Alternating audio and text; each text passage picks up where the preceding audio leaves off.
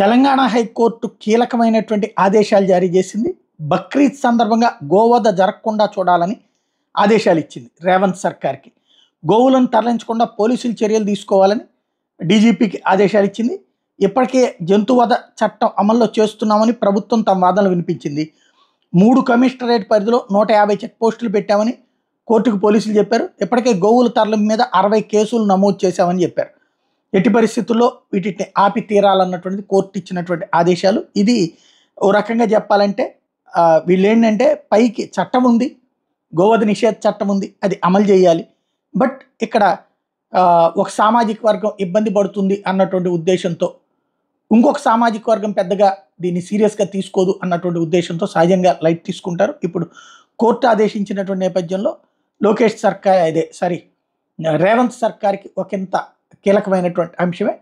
ఏం చేస్తారో చూడాల్సి ఉంది.